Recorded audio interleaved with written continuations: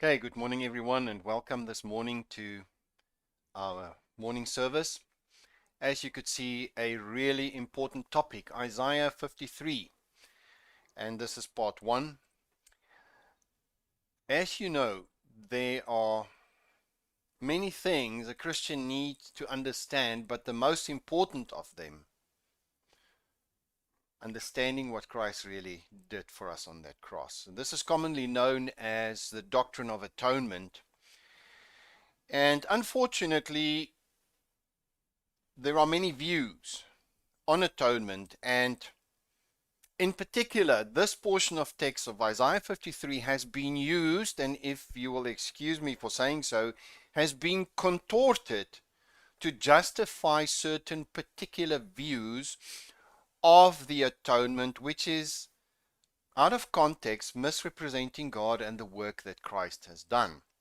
So it is a critical portion of text to understand and to work through verse by verse. And so I'm asking your patience. This is going to be a little bit longer than normal. I've actually broken up the teaching on Isaiah 53 in 4 separate lectures, and you'll see why I did that. I want to give as much content and comment on each verse and critical words within it, so that the Lord could help us to understand really what Christ has done. Normally, when we talk about Isaiah 53, most people can quote only one verse. They don't know the rest. And one of the most dangerous things we can do is to take text out of context to support our own pretext. And that verse particularly will be that he was pierced for our transgressions and bruised for our iniquities, and the chastisement of our peace was upon him.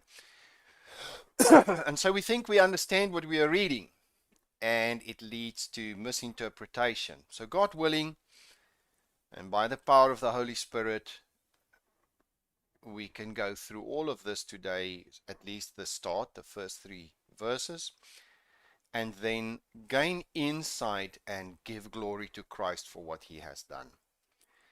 To begin, it's very important to understand that Isaiah 53 does not stand alone. It's part of what is known as the servant songs, and there are 4 of them. And when we want to interpret the text in Isaiah 53, we have to look at where it fits into the bigger picture of the servant songs. And of course, that would mean that we have to zoom out a little bit and understand something about it. So I'm just going to give you quickly an overview of that, so that when we come to the actual interpretation, we have the narrative as given through the 4 songs already in the back of our minds. Okay, now, they are poetic, the 4 servant songs, and they stand out because they focus on this, if you, for a lack of a better word, they focus on this mysterious servant. Okay, and there's a lot of theological depth in it, and that's why they are linked together. There is a theme. So Isaiah 42, that's where it begins, 1 to 9, we see the calling of the servant. Then we get to Isaiah 49, and we see the mission of the servant. Now, folks, if we go through these, and I'm not going to do it in this teaching, but if you go through the servant songs, it becomes quite apparent what is happening here, and you don't have to guess what's going on in Isaiah 53. Then we get to Isaiah 50, verse 4 to 11, the servant's obedience and suffering. So before we even get to the suffering servant of Isaiah 53, we see some suffering described in Isaiah 50, verse 4 to 11. Then we get to Isaiah 53, but it is preceded by the latter part of 52, which tells us something unique about the servant. And then we see his actual suffering and his ministry and his vindication. So basically, what we see when we stand back in the narrative of the redemptive plan of God is the calling, the mission, the obedience and suffering, and then again the physical description of what that meant, and then final vindication, because now when we go over to Isaiah 54, we see the reward of the servant. So it is very dangerous to go and read even just one text out of the servant song and to make that your doctrine. You have to look at the whole set of poems and understand how it naturally developed and how there's a natural progression, and then you'll see what he is actually saying. Now, just quickly, the first song is about the calling. He's chosen and filled with the Spirit. I'm just going to drill in a little bit to give you the background, which is necessary. And then the second song is his mission. It's the restoration of Israel and the light to the nations. Now, folks, this is one theme that comes through all the time, that he's fulfilling a covenant towards Israel, but also a light towards the nations. In other words, the work of this servant is going to be universal for all men. Then in Isaiah 53, we look at his obedience and conflict and his faithfulness to endure. But there's this lament also. It appears as if it has failed because he came to his own and they rejected him. Now, all these points are very important, because when we look at Isaiah 53, it's almost like it's a zipped file. It's very condensed, assuming that the reader understands the background of what Isaiah spoke about. And that's the next clue that I can give you. If you want to understand what Isaiah 53 talks about when he talks about wounds and bruises, it's not difficult. You don't have to guess. Go back to Isaiah. What does Isaiah say about wounds and bruises? So two things thus far. We've got to have a view of all the songs together. We have to have a view of how they progressively follow one on the other, and where Isaiah 53 specifically fits into that redemptive plan. And then we have to understand that most of the concepts within Isaiah 53 you'll find elsewhere in the book of Isaiah, and it clearly explains itself. So we're going to use those tools, okay? So we are saying then in Isaiah 52 and 53, we get the resolution, which is the suffering as the pathway to redemption and vindication. Now, they describe God's redemptive strategy, and please, you have to have this in the back of your mind. Now, quickly, what we see, I'm just going to touch on these points. These are our tools that will help us to see the bigger picture and understand what is meant when we get to Isaiah 53. See, folks, just to interrupt myself, we have to get in our Christianity beyond the point of wanting an easy, comfortable, quick, make me feel good teaching on a Sunday. We have to study the Word and equip ourselves and work a little bit at it. It's so important. The Bible tells us, study to show yourself approved. So I guess this morning your capacity is going to be stretched a little bit, but it's important. You can't just read the Word superficially and think you understand. The Bible explains the Bible, but in order to get that, you actually have to study the Bible. And so, God willing, this is what we are doing. So what we see in the bigger picture now, we start right at the beginning. We look at the calling of the servant. What do we see? He's chosen. Now, folks, why would that be important? Because we are going to show you this morning that Isaiah 53 revolves around the ministry of a high priest. And when it starts right there at the beginning in Isaiah 42, it tells us he's chosen. The high priest was chosen from amongst the people. And we start to make the connections. And I'm going to highlight that for you as we go along into Isaiah 53. But it's a very important point. Nothing in the Bible is for nothing. This is very significant. We have the chosen one and is empowered by the Spirit. Now this is going to become important because later in Isaiah 52, we're going to see some very interesting terms which as far as translation is concerned, could go either way, but it's going to link up with spirit empowerment. Then we see his method would be gentle. He would be gentle and faithful. And then we see something important right there at Isaiah 42. What do we see? What would be his task? To restore covenant order. He has to fulfill his covenant towards Israel. And to the nations, what will he be? A light to the people. So right at the beginning, when we see the calling of the servant, we see that this mission, he is going to act on behalf of all men. First and foremost, in fulfillment of covenant promise, and more than that, to heal the breach and the wound and the sore that God promised in Isaiah he would heal. And now we see that it's going to also affect the nation. So there's a hope. When you and I look at the servant songs, we see, but here's a servant, now hidden, and later in the New Testament revealed, that is going to act on behalf of all that would believe. Okay? So we have the identity established. And just for interest's sake, folks, did you know, and I've included it in the slide, sorry, interrupting myself, did you know that Isaiah 53 is the most quoted book of the Old Testament, or chapter of the Old Testament rather? And I've got the list of every single quote.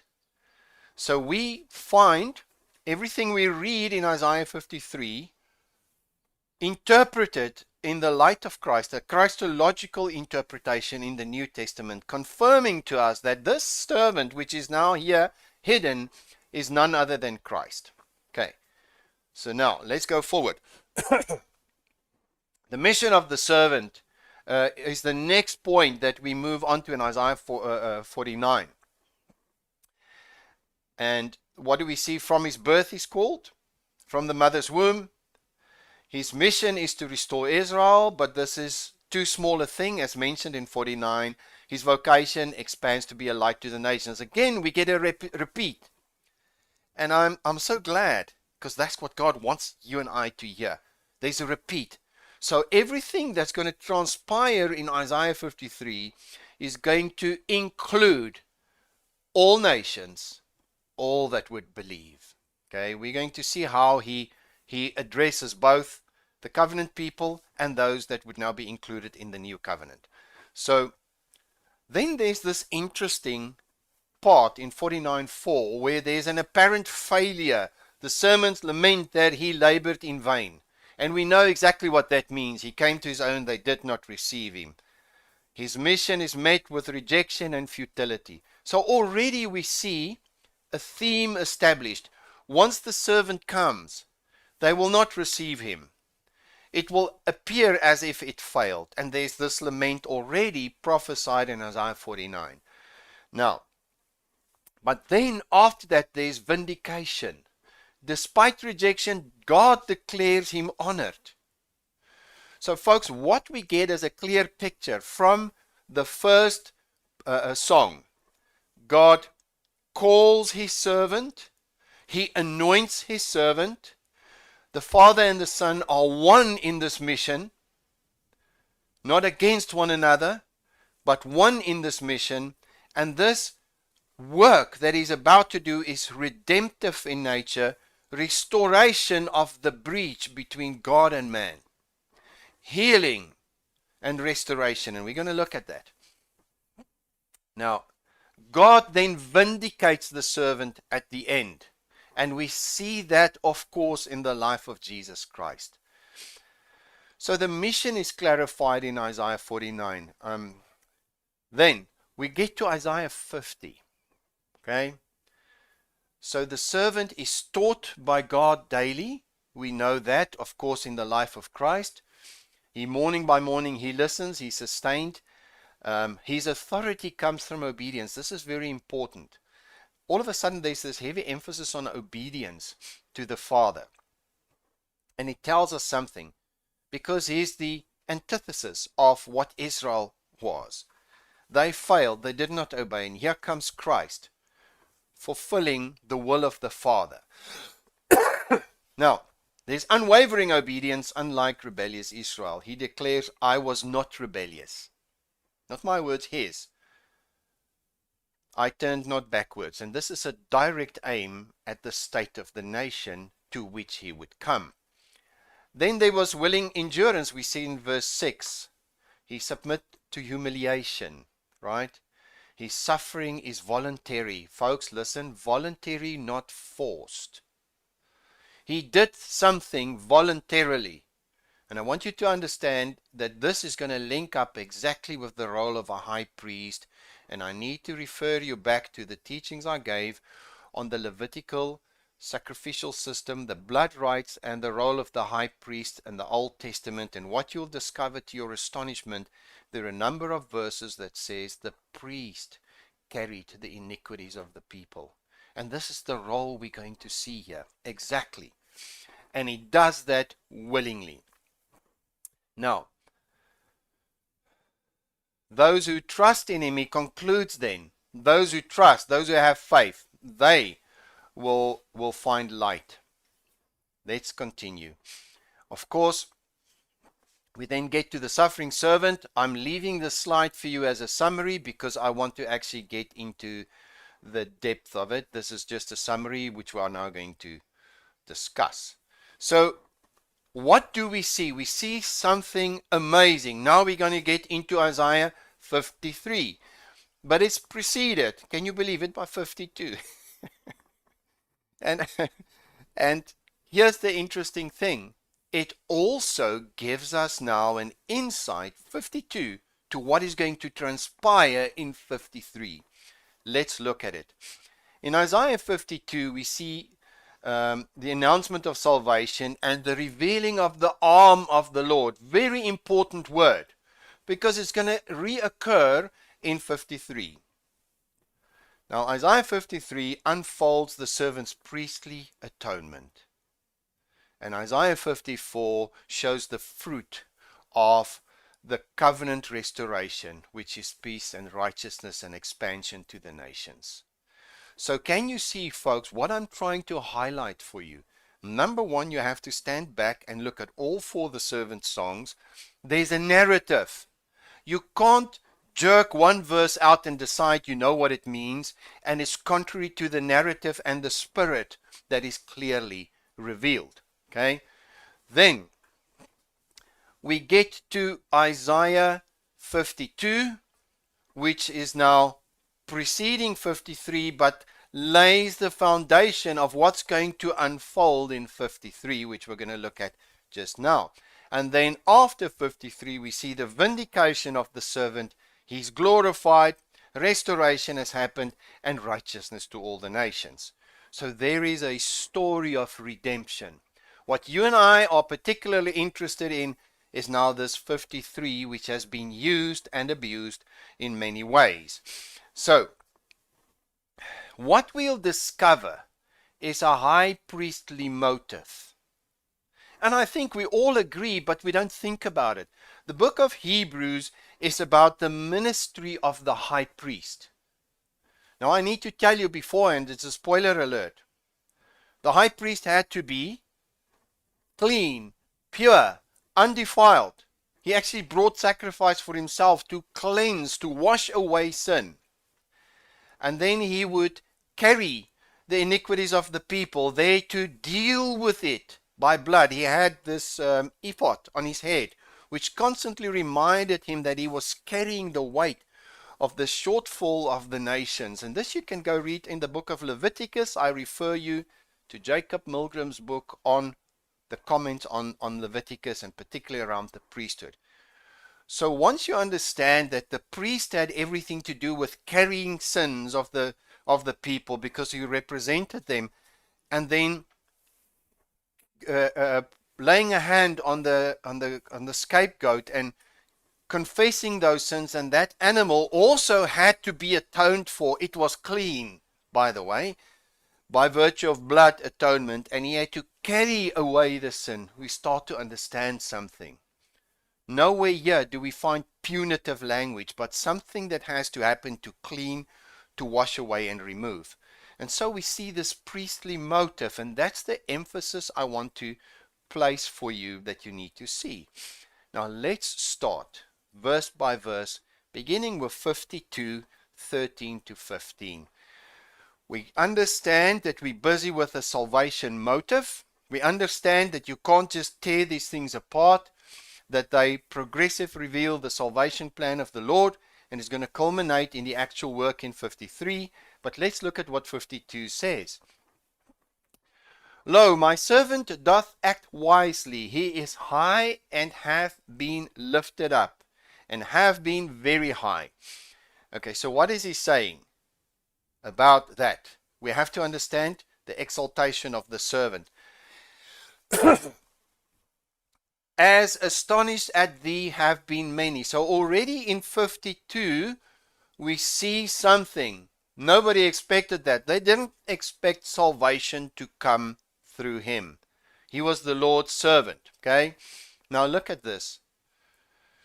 It says, so marred by man his appearance and his form by the sons of men. They couldn't imagine that salvation would come through such a humble, lowly, and humiliated figure. So doth he sprinkle many nations. Now question, what on earth is he talking about? What is that specifically? You see, only a high priest sprinkle to cleanse by blood. Okay? And so we can start. 52:13 to 15 sets us up to understand the context in which we should read 53, and we'll see the priestly theme repeated in 53. Now folks, why am I laying so much stress on the fact that it's a high priestly act? Because nowhere in the Old Testament was the high priest punished for the people. He, the perfect, suffered for the imperfect. Let's just get that right. The high priest carried something willingly. Nothing was forced on him. But he carried it to go deal with it, not to be punished because he carried it. Okay? Now, so we say the servant's song, it's saturated with priestly and sacrificial language, sprinkling, bearing sin, offering for guilt, and intercession, and we're going to look at all of this. And my dear friends, again, I want to remind you that when we read about sacrificial systems, it's so important that we actually understand the sacrificial system and not assume. I've dealt with, for example, substitutionary death in the Atonement series. And it's so easy to show you how big a misconception there is around that. So what vicarious work did Christ in actual fact do for us? And that's what we're going to look at. So let's just make a few comments, folks, which is important. Again, setting us up for Isaiah 53.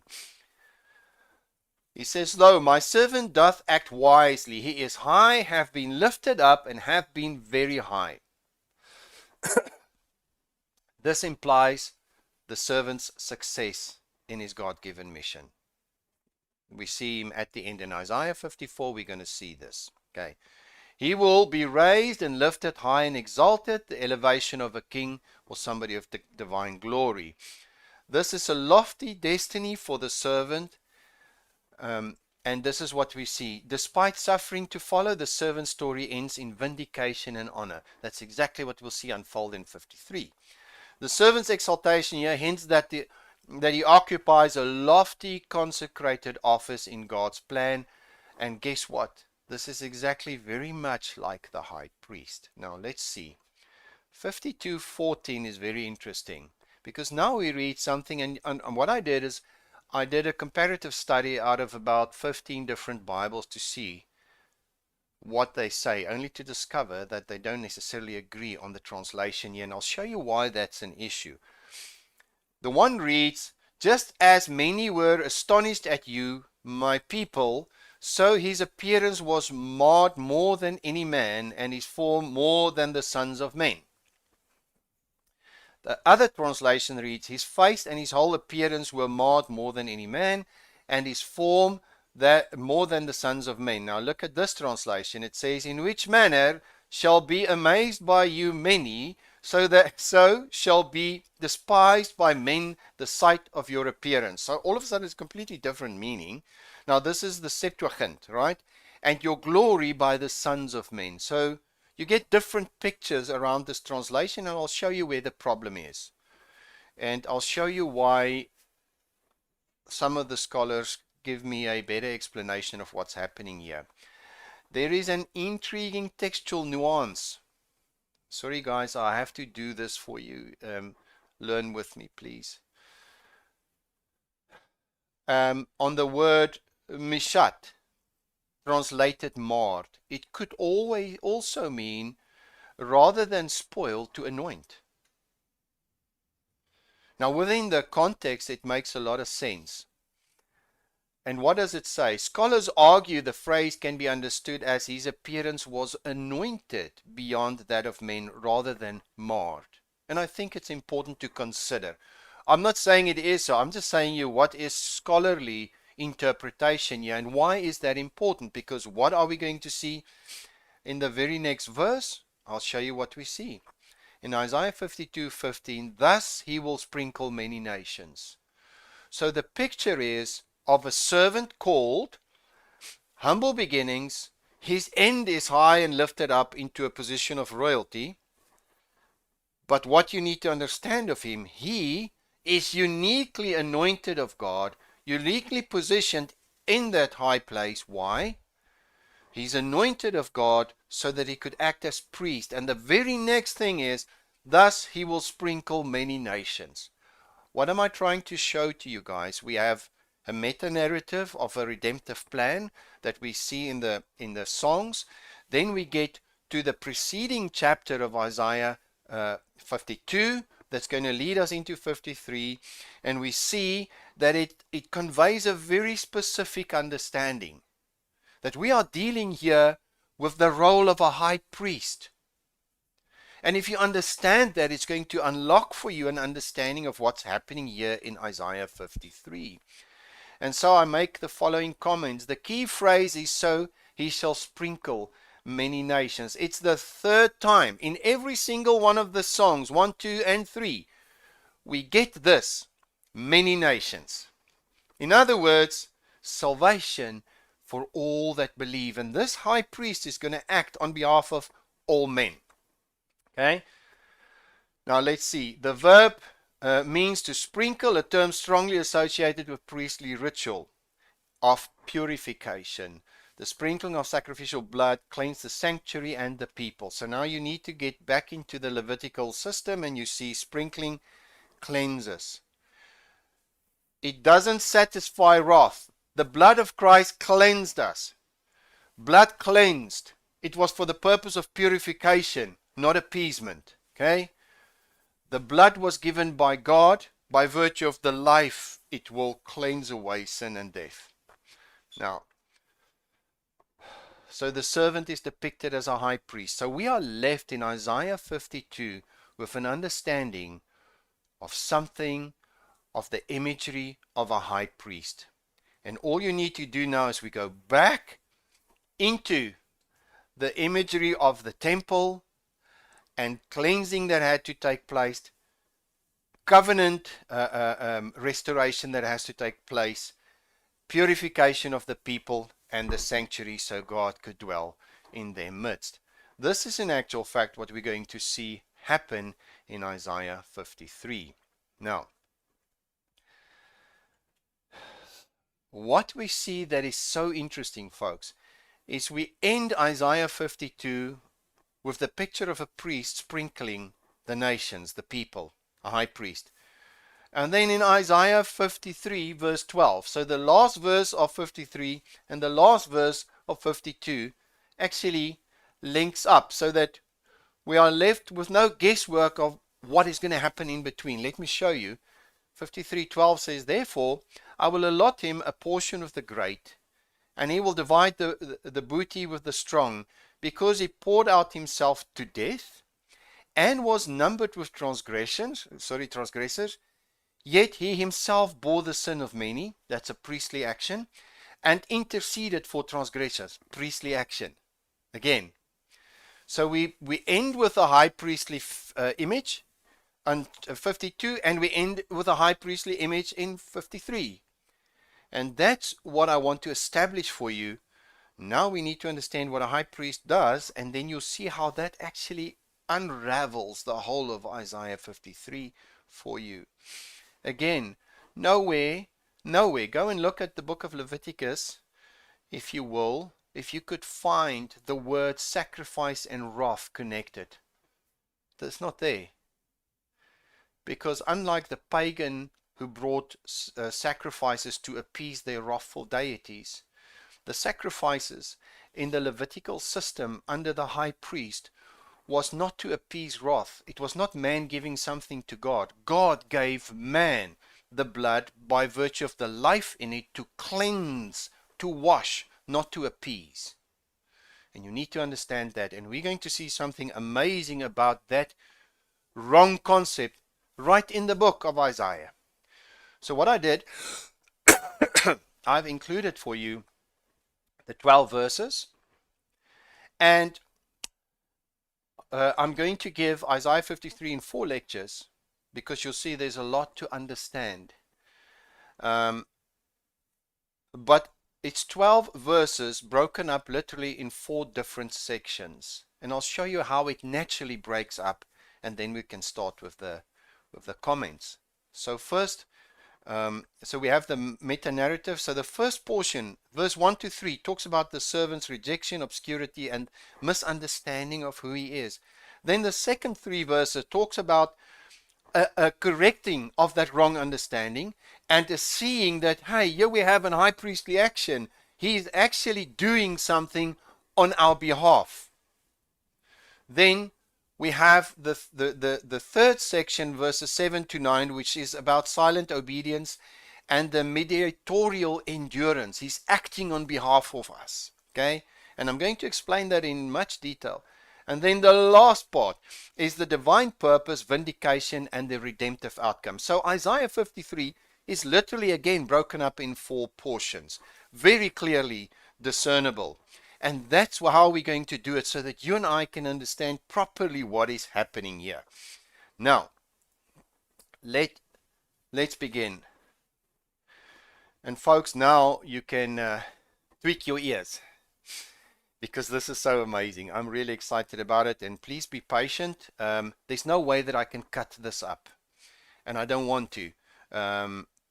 Because it's a unit, we have to stick to that so that you don't lose an insight.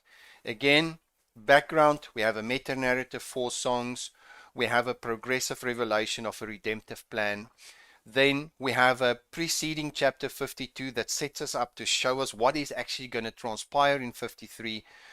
52 ends with the priestly action, and 53 ends with the priestly action of the high priest. We see here's the anointed one of God. Only the high priest has that privileged position, and he's going to act vicariously on behalf of the people, because he's going to represent them before God. And then with that in view, we get to Isaiah 53, and we say, wow, look at this. Isaiah 53 is in actual fact broken up in 4 different sections, naturally by virtue of the content. And now we start to drill into it, and we start to look specifically at the first portion, the servant's rejection, obscurity, and misunderstanding. And let me show you how that actually ties in with the rest of the book of Isaiah. So we begin, Isaiah 53 verse 1. Who has believed our message, and to whom has the arm of the Lord been revealed? Okay. Look at the comments, and I've written out the comments for you so that you can study it again. The message about the servant, his atoning mission, just described, is unthinkable and astonishing, so that people struggle to believe it. And we're going to see why it's so difficult to believe. Okay? The one verse explains the other. Okay? This rhetorical question implies that the servant's suffering and triumph were largely unrecognized until after the fact. Who's going to believe us? And we'll see this particular verse quoted in the New Testament, and I'll show it to you now. Who's going to believe it? He came to his own. They were in a different state. They expected something else. And who's going to believe the report? That God's high priest would not just sympathize, but participate in human condition. Not becoming a sinner, never. But associate himself in such a way with man that he would be their representative before the Father. Who can believe this? It's an astonishing, unthinkable thing. This rhetorical question, of course, implies that this suffering servant didn't make sense for them. They were expecting something completely different. The servant's true significance was veiled, okay, discernible only by faith. So this is the who shall believe our report is an incredulous tone, okay. It underscores the idea of a lowly, unesteemed, suffering servant achieving atonement. It was difficult to accept. They were expecting a king. They were expecting a liberator from their oppressors. They were really not in a good state, and I'm going to show you that to you just now. So the context in which Isaiah 53:1 is stated is within the context of the state of the Hebrews at that stage. They were they were under occupation. Things didn't go well. There was spiritual drought there, and we're going to see that just now. And here comes the Messiah, and they expected something else. They didn't expect him to appear in a lowly, humble form like a normal man, even one that's not appealing or kingly. And so the message is difficult to believe. What is the context in which it is set? The people at that time. Okay?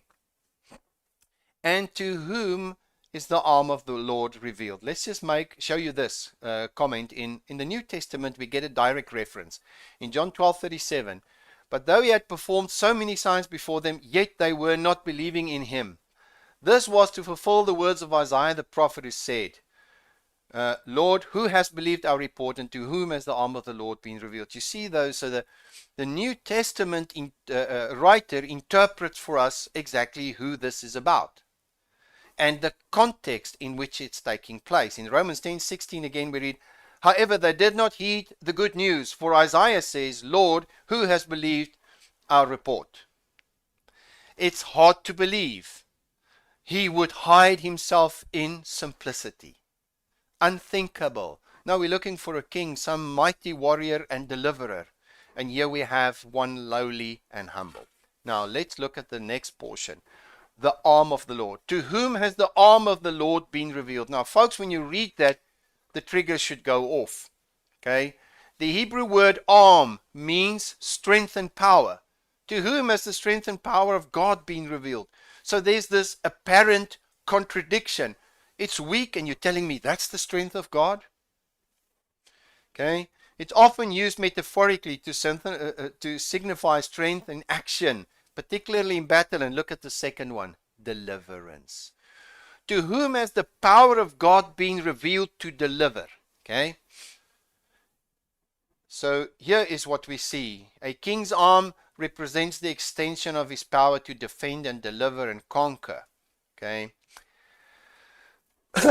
Now it's interesting, when we talk about the arm of the Lord, throughout the Old Testament, the imagery of the arm of the Lord, remember, coming out of Egypt, stands as one of the most vivid metaphors for God's power, salvation, and intervention.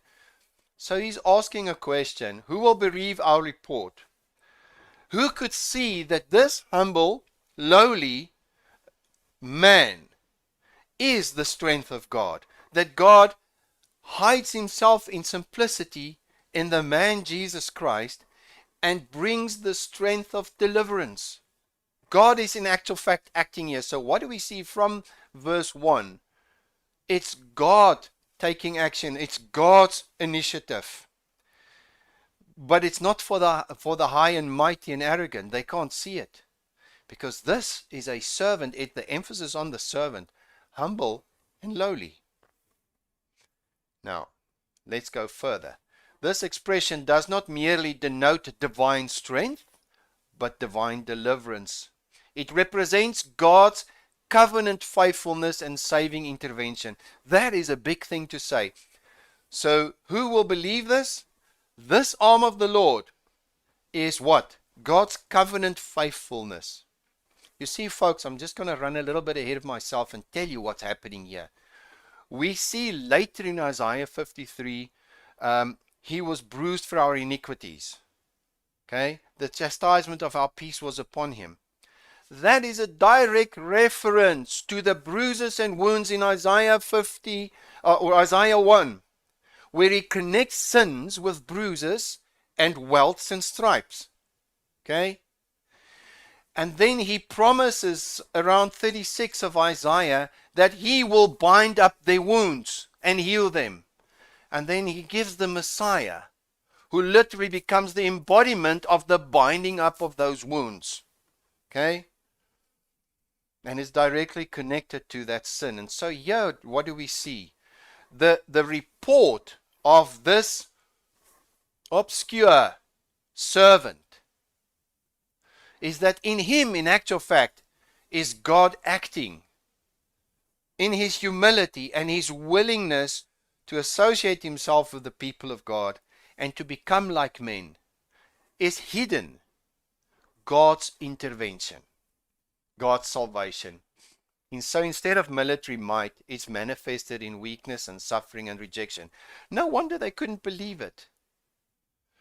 We know they had a different expectation. But here's the thing. In Isaiah 53, we're going to see how God fulfills his covenant promise to them.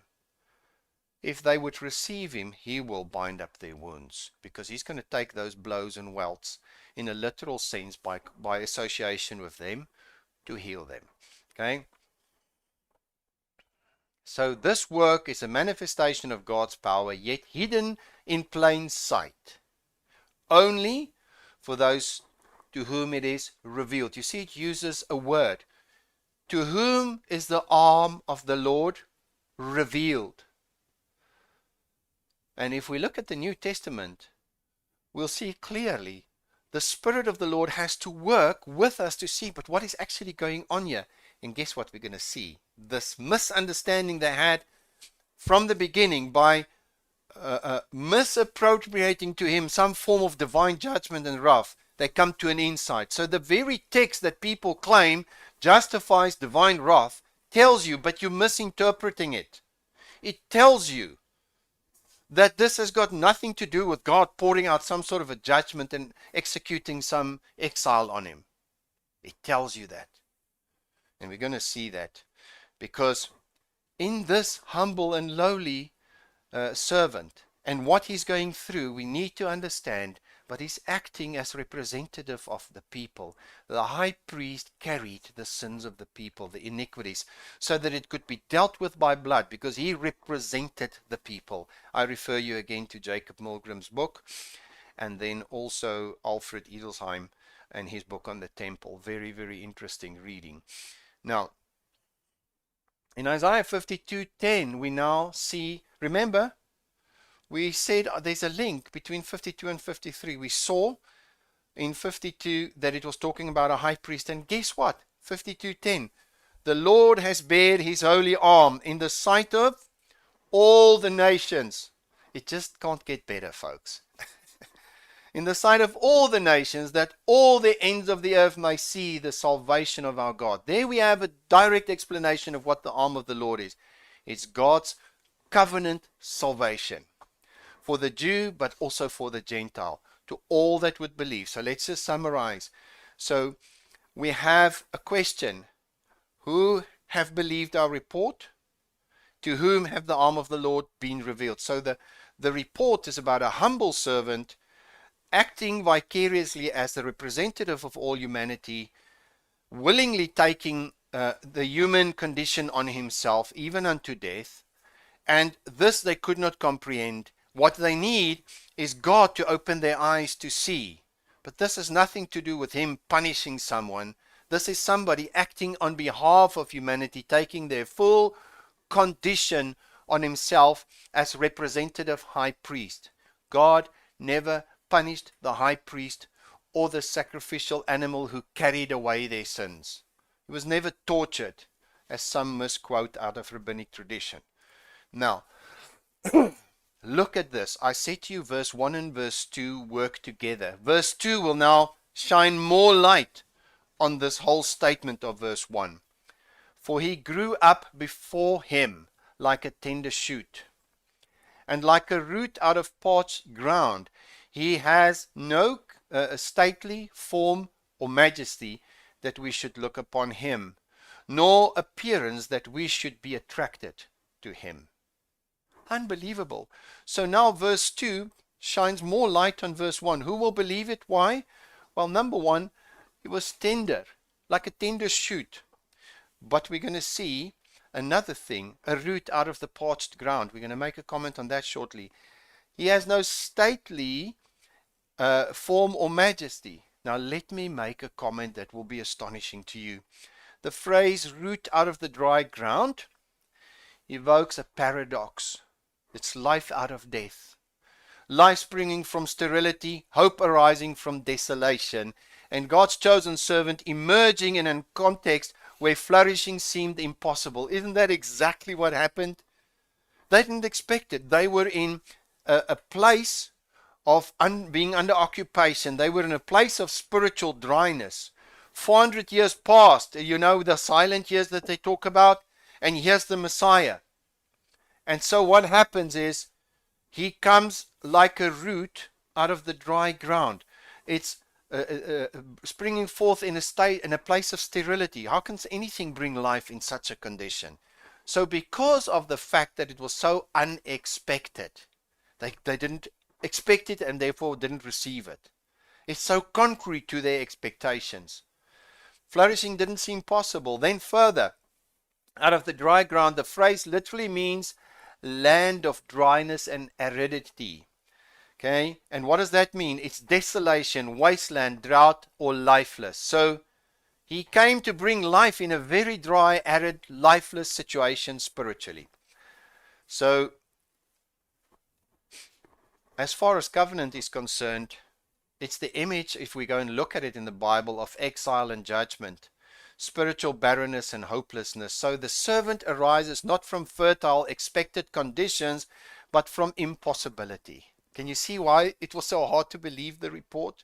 Things weren't okay for him to come now, if I can say it that way. And then he comes in weakness. He has no appearance that people should look at him and say, oh, look, this is the king. Now, the root out of the dry ground we find in Isaiah 11:1. Then a shoot will spring from the stem of Jesse, and a branch from his root will bear fruit. Okay, so what does it mean? It's again covenant promise fulfilled. Here we have the root of Jesse coming. And now, folks, what is so important that so many of us forget is that Christ is priest and king. The two offices in one. As a matter of fact, he's prophet, priest, and king. He speaks for God. He's the embodiment of it. Hebrews 1. So here we have priest and king united, and it should tell us something about what he's going to do. He didn't just act as high priest, he's also the Lord of a new household. And this is how he's going to act in Isaiah 53.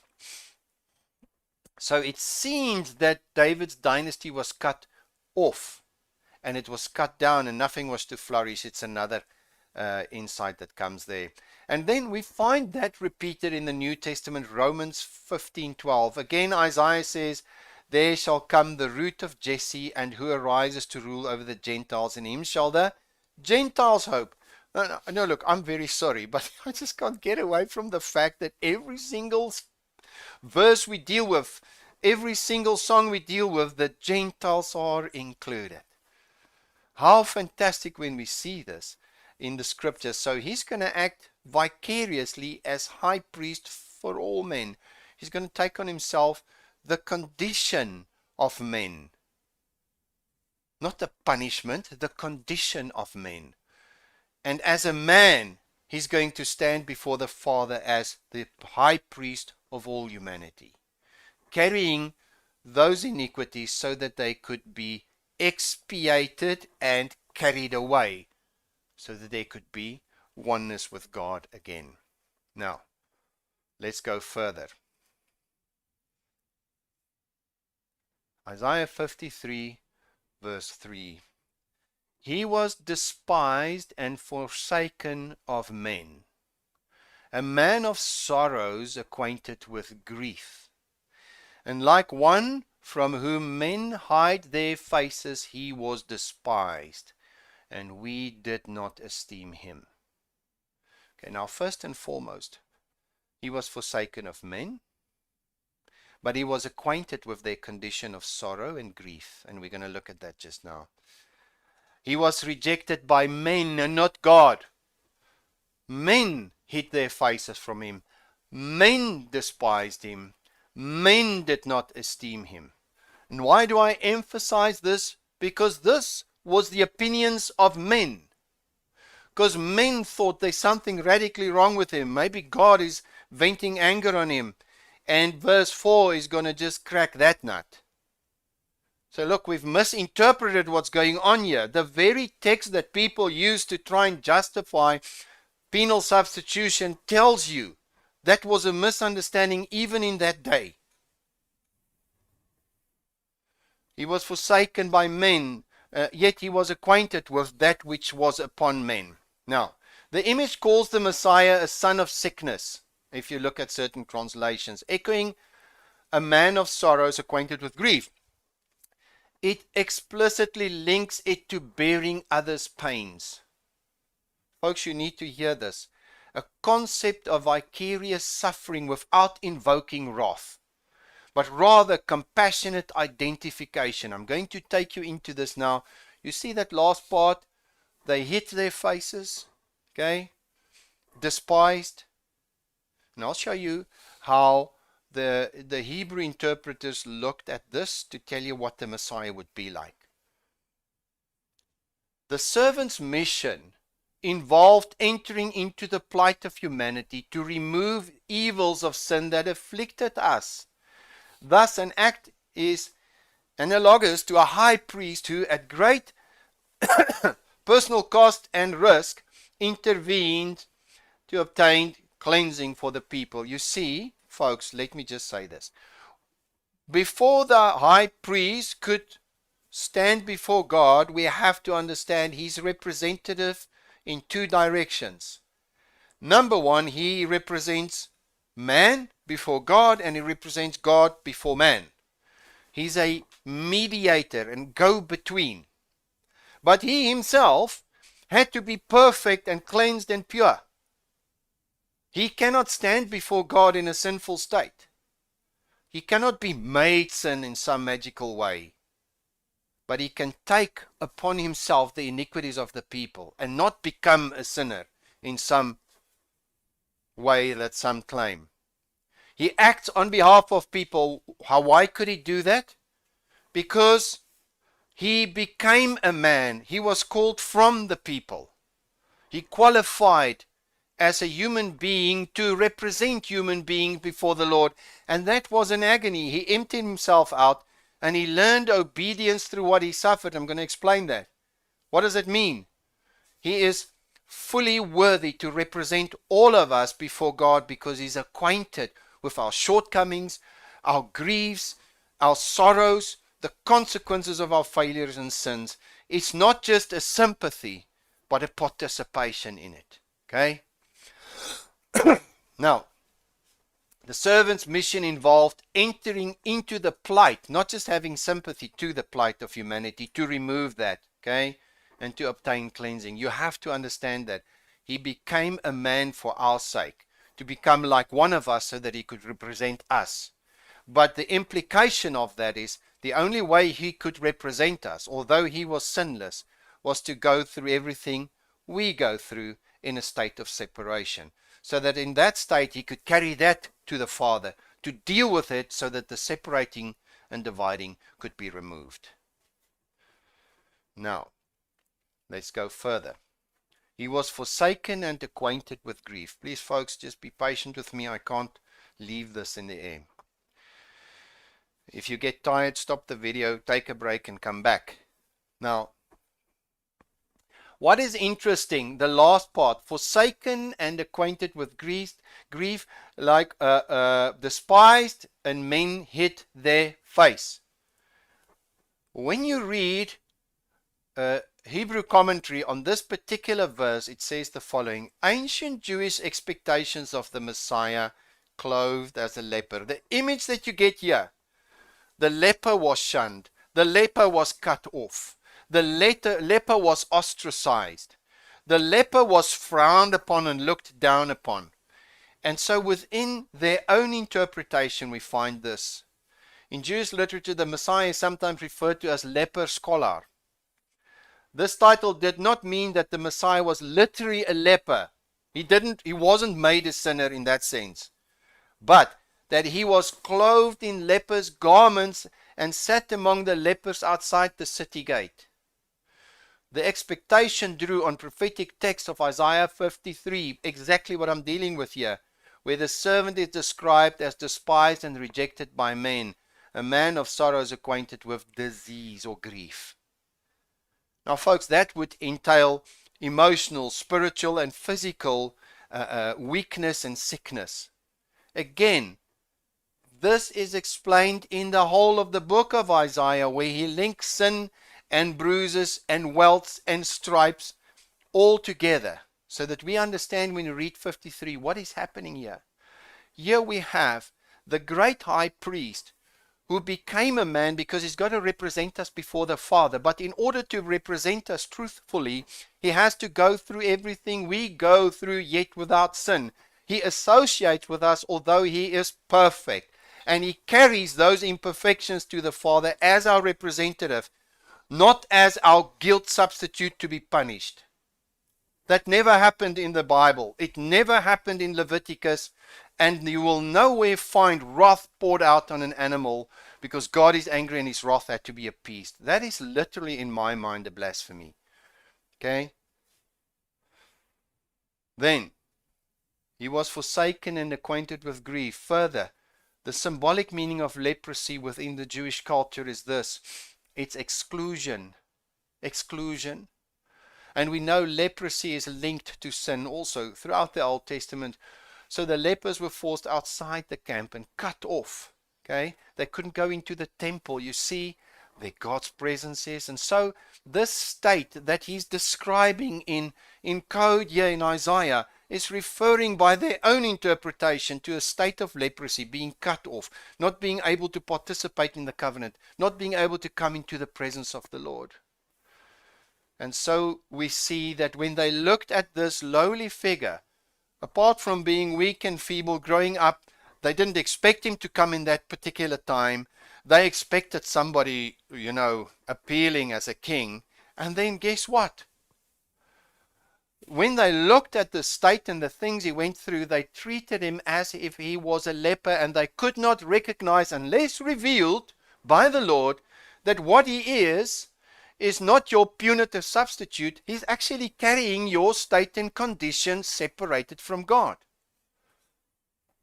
That's what you're supposed to see. Yes, you're supposed to see yourself. Not somebody getting punished because he's guilty, but he's taking something upon himself willingly, like the high priest did, and he carried that ephod with the weight of it, remembering that he's carrying the shortfalls and the iniquities of the people into the presence of God to deal with it. Not to be punished. No. So the tradition of the Messiah being clothed like a leper meant he took on the appearance of impurity and rejection, standing in solidarity with the marginalized and suffering. Okay? Yet the source stressed that the Messiah himself is not a leper.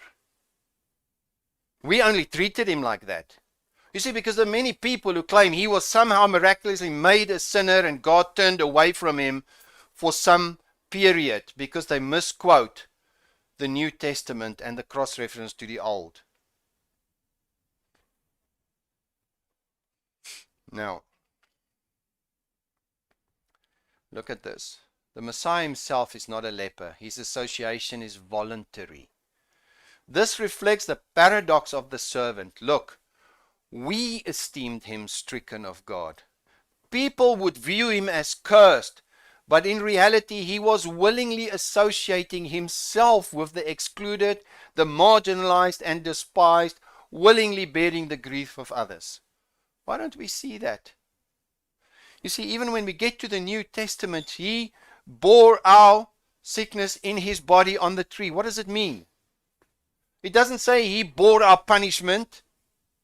It's a priestly action of fully associating with man even unto death. He took even our death upon himself because it's what's ours, and he associated fully with that, and he came even to that end to give us life. Now, so forsaken and acquainted with grief, the high priest himself was forbidden from contracting impurity. But Messiah was the picture as one who takes on the garment of impurity without being impure. Okay, that's what we need to see. It aligns with the imagery of the high priest bearing sin, something that you might not have known. Folks, just listen to how astounding this is. On the Day of Atonement, the high priest first had to fast, go through a blood ritual for his own cleansing before he could act for the people. He had to be pure. He couldn't be a sinner or made sin. Okay, you've got to stick to the model. Then, he didn't wear his normal, glorious priestly robes. Did you know that? He wore a simple garment, linen garment, white, simple garment, probably smeared with blood. Not very comely. You would expect something glorious, but he didn't have his high priestly garments on. He had the simple garment on. Okay, that's very interesting when he performed the ritual of the sacrifice. It's very important. Why is that important? Because when we look at the picture of the Messiah, it's one in simplicity. It's one doing the work of atonement, but in simplicity. What's the time? Okay, guys, give me a few minutes more, please. I've got to finish this. Now, like one from whom men hid their faces. Now, folks, this is very, very important because in the Jewish interpretation, he was seen as cursed of God. As cursed. Now, this is so important, and I think that's where we're going to finish this morning. They hid their faces. They couldn't look at him. Now, remember, everything said, verse 1, 2, and 3, is about what men thought of him. This couldn't be the Messiah. I mean, come from a lowly place. I mean, look at him. He more looks like somebody cursed of God. And this has also been twisted to mean what it doesn't say. Look at this in Galatians 3:13. Christ redeemed us from the curse of the law, having become a curse for us. For it is written, cursed is everyone who hangs on a tree. There we go, Louis. That's our text. God cursed him. Well,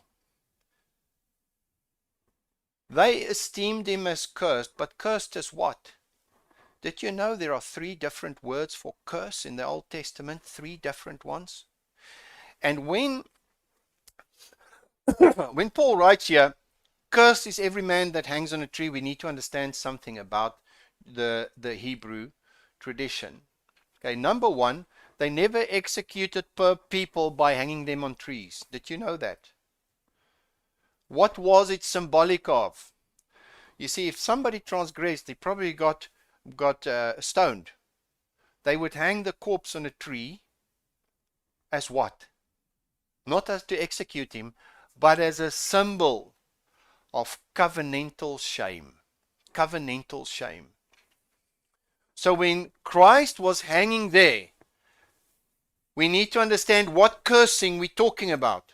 Which word is he using in Deuteronomy? Let's see. So in Deuteronomy 21:23 we read, cursed is every man that hangs on a tree. He uses it to show that Christ took upon himself the status of public covenantal disgrace, which is a particular Hebrew word, kilat Elohim. There's another word which is used, herem. Herem means to curse unto destruction. It's not saying the one hanging on that tree is cursed unto destruction. It's saying the one who hanging on that tree is cursed with covenantal shame. He's cut off. He's bearing the curse of covenantal shame. So folks, can you see what I'm showing you? So they treated him as a leper. They couldn't look at him because there was shame, and it's associated with curse. Okay? That was their view. But what was happening in reality? He was taking the kilat Elohim on him, the covenantal shame of their breaking of the covenant. He wasn't taking on himself the punishment. It was not herem, a cursing unto destruction. He was naked, which speaks to the fact of shame. He was hanging there, shamed, covenantal shame. Remember, the method of execution. It wasn't a Jewish tradition to crucify people, but it was something when he was hanged on a tree as a symbol of breaking the covenant and the shame of it. It was a shame. Got it? It's profound to see. So when we read Isaiah 53, it says, who's going to believe this report? Because everything, as far as human view is concerned, is contrary to what you're telling me. Because when we look at it, when we esteem, we look at somebody lowly, we look at somebody who's not kingly, we look at somebody who is humble, and we look at somebody who is carrying, it looks like cursed of God. He's carrying a weight. He looks like a leper. We treat him like a leper. He's got to go away from us. We don't want to associate with him. We want to have him outside the city. And that's why another reason he died outside the city gate. He associated himself with the exiled. And where do we get all of this stuff of God is venting wrath on him? That's an unbiblical concept. It represents God as somebody who cannot forgive unless he's appeased. It's contrary to the principles of forgiveness in the New Testament. And so what do we see here? We see him as high priest, associating himself with the people, willingly becoming a man, willingly taking upon himself everything of our human nature, carrying that even to the end of our suffering, which is death, consuming that all in himself, atoning for us, meaning at one moment, purging and cleansing, expiating, not appeasing. Because the very text that people misuse tells us, surely it's ours that he bore. Not God did that to him, but he willingly took it upon himself as our representative. Sorry, I get a bit heated. So to conclude, God's mighty saving arm is revealed in a person who appears weak, unattractive, and is widely rejected and scorned. This set the stage for the central revelation to follow, that this despised, sorrow-laden figure was actually carrying out God's redemptive purpose. As our high priest, he cannot stand before God for man unless he became like his brothers in every respect, yet without sin. The misunderstanding of observers will soon be corrected in verse 4 when they realize why he suffered. They ascribed it to him. God's doing this to you. You see, they do like some people in certain movements I know today. God's doing that. God's punishing him. Please, folks, you've got to get this. Verse 4 is the correction. So it's broken up in three pieces. First, we see his humble state. We see what men thought of him. And then comes the insight. Who's going to get the revelation of what's really happening here? Okay? It is crucial to note that there is no mention of God punishing the servant. The emphasis is on human perception and wrong interpretation in the first three verses of the servant's own sorrowful condition. I mean, have we had that as Christians from other Christians? Oh, God must, oh, you did something wrong. And when we read the book of Job, there are lots to learn from it, that some suffer not because they did wrong, but especially because they're righteous. Not that I'm trying to connect that to Christ, I'm just leaving a principle in your mind. But we have the legalist who looks at it and say, well, this is a courtroom. Justice must be served. That you get where? This, as far as the context is concerned, is a temple scene. This is a high priest acting. This is a mediatorial intervention by the high priest willingly taking on himself our nature to go and represent us to the Father, because that's the very reason why we couldn't go into his presence. We needed someone perfect, yet acquainted with what? Short in us. And there he goes, right into the presence of the Father to expiate, to move it away. Okay? Then, in terms of the high priest analogy on the Day of Atonement, the high priest wore plain white linen. That's what I showed you, and underwent fasting and weariness. It didn't look like something special. The people might not see him in glory at that moment, yet he was effecting atonement. It's so typical. Folks, what I'm trying to show you with a lot of background this morning is the fact that Isaiah 53 is the high priestly intermediary act in Christ Jesus. And what we'll see is what, in the light of all of that, how easy it is to understand the rest of Isaiah 53. Not in some man-interpreted view. And I think one of the things I want to overemphasize right here at the beginning, the first 3 verses of Isaiah 53 speaks about his weakness, his humanity, his humility, and his acquaintance with all the sufferings of humanity, and how that was despised because that's not what they expected. And then the question is there, to whom is the arm of the Lord revealed? You need the Lord to help you to see. And then comes the revelation in verse 4. Surely it's ours that he took upon himself. I pray to God that this would mean something to you, that you can use it to study further. Please go read through the notes. Obviously, I couldn't deal with every single statement there, but there's enough to keep you busy for a while. Thank you. Amen.